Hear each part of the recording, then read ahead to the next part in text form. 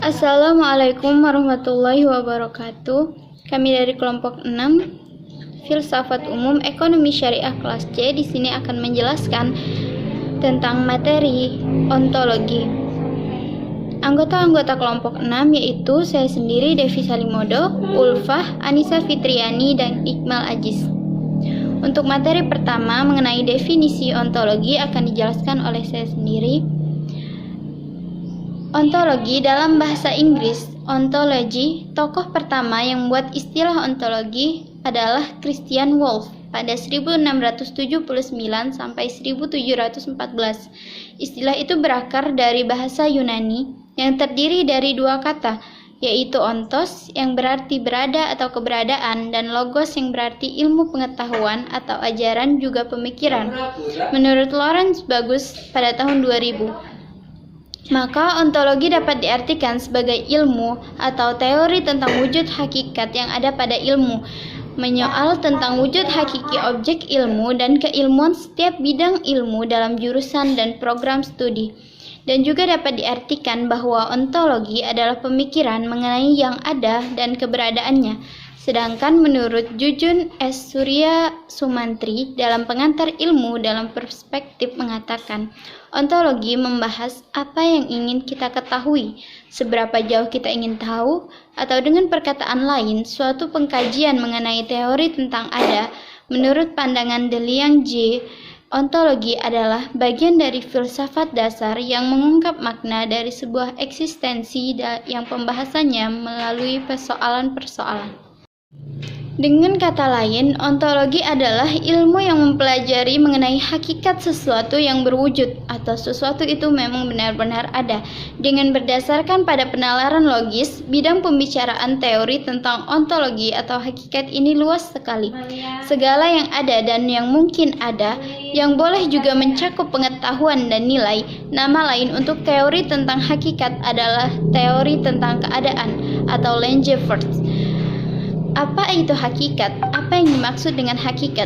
Hakikat ialah realitas. Realitas adalah kerealan. Real adalah kenyataan yang sebenarnya. Jadi, hakikat adalah kenyataan yang sebenarnya. Keadaan sebenarnya sesuatu, bukan keadaan sementara ataupun menipu, bukan juga keadaan yang berubah. Nah, objek ontologi ini terdiri dari dua, yaitu objek materi dan juga objek forma. Objek materi secara ontologis artinya metafisis umum, objek materi yang dipelajari dalam plural ilmu pengetahuan, bersifat monoistik pada tingkat yang paling abstrak. Seluruh objek materi pluralitas ilmu pengetahuan seperti manusia, binatang, tumbuh-tumbuhan, dan zat kebendaan berada pada tingkat abstrak tertinggi, yaitu dalam kesatuan dan kesamaannya sebagai makhluk. Kenyataan itu mendasari dan menentukan kesatuan pluralitas ilmu pengetahuan. Dengan kata lain, pluralitas ilmu pengetahuan berhakikat satu, yaitu dalam kesatuan objek materinya. Nah, keberadaan manusia didahului dengan keberadaan binatang. Keberadaan binatang didahului dengan keberadaan tumbuh-tumbuhan. Dan keberadaan tumbuh-tumbuhan didahului oleh zat kebendaan. Nah, zat kebendaan terkecil yaitu atom. Nah, selanjutnya yaitu tentang objek forma. Objek ontologi adalah yang ada, yaitu ada individu, ada umum, ada terbatas, ada tidak terbatas, ada universal, ada mutlak, termasuk metafisika, dan ada sesudah kematian maupun segala sumber yang ada, yaitu Tuhan Yang Maha Esa. Objek forma ontologi adalah hakikat seluruh realitas. Bagi pendekatan realitas, tampil dalam kuantitas atau jumlah akan menjadi kualitatif. Realitas akan tampil menjadi aliran-aliran, materialisme, idealisme, dan naturalisme. Baik, selanjutnya saya akan menjelaskan tentang aliran-aliran. Di dalam pemahaman ontologi dapat dikemukakan pandangan-pandangan pokok pemikiran sebagai berikut. Yang pertama ada materialisme. Aliran ini menganggap bahwa sumber yang asal itu adalah materi, bukan rohani. Aliran ini sering juga disebut dengan naturalisme.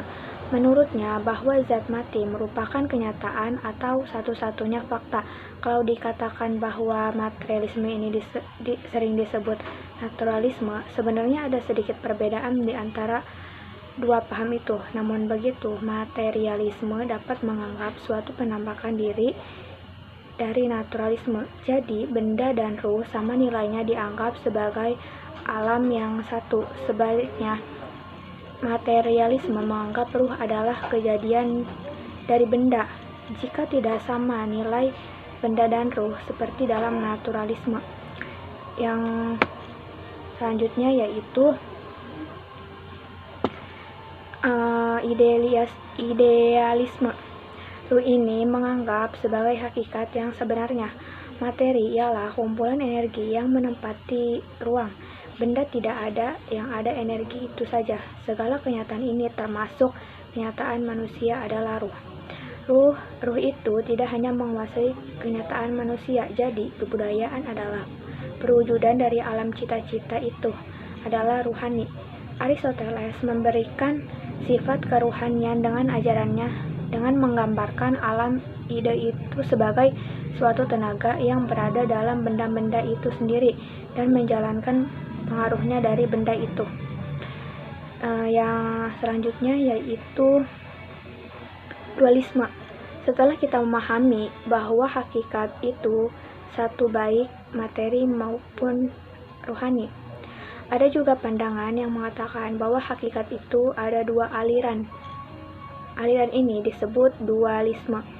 Sama-sama hakikat, kedua macam hakikat itu masing-masing bebas dan berdiri sendiri. Sama-sama azali dan abadi. Contoh yang paling jelas tentang adanya kerjasama kedua hakikat ini adalah dalam diri manusia.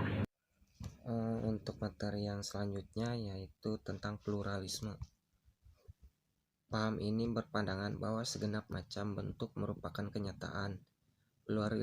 Pluralisme bertolak dari keseluruhan dan mengakui bahwa segenap macam bentuk itu semuanya nyata. Pluralisme dalam Dictionary of Philosophy and Religion dikatakan sebagai paham yang menyatakan bahwa kenyataan alam ini tersusun dari banyak unsur, lebih dari satu atau dua entitas. Tokoh aliran ini pada masa Yunani kuno adalah substansi yang ada itu terbentuk dari 4 unsur, yaitu tanah, air, api, dan udara. Tokoh modern aliran ini, William James, kelahiran New York dan terkenal sebagai seorang fisiolog dan filosof Amerika. Dalam bukunya The Meaning of Truth, James mengemukakan tiada yang mutlak, yang berlaku umum, yang bersifat tetap, yang berdiri sendiri, lepas dari akal yang mengenal. Yang kedua yaitu nihilisme. Nihilisme berasal dari bahasa Latin yang berarti nothing atau tidak ada. Sebuah doktrin yang tidak mengakui validitas alternatif yang positif. Doktrin tentang nihilisme sebenarnya sudah ada semenjak zaman Yunani kuno, yaitu pada pandangan Gorgias 483 sampai 360 sebelum Masehi, yang memberikan 3 proposisi tentang realitas. Yang pertama, tidak ada sesuatu pun yang eksis. Realitas itu sebenarnya tidak ada.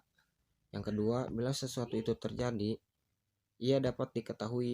Ini disebabkan oleh penginderaan itu tidak dapat dipercaya. Penginderaan itu sumber ilusi. Ketiga, sekalipun realitas itu dapat kita ketahui, ia tidak akan dapat diberitahukan kepada orang lain. Dan yang terakhir yaitu agnostisisme.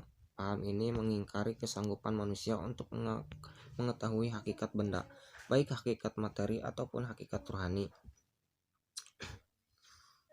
Timbulnya aliran ini dikarenakan belum mendapatnya orang mengenal dan mampu menerangkan secara konkret akan adanya kenyataan yang berdiri sendiri dan dapat kita kenal. Aliran ini dengan tegas selalu menyangkal adanya suatu kenyataan mutlak yang bersifat transenden. Baik, untuk sekian dari penjelasan dari kelompok kami, kurang dan lebihnya mohon maaf. Assalamualaikum warahmatullahi wabarakatuh.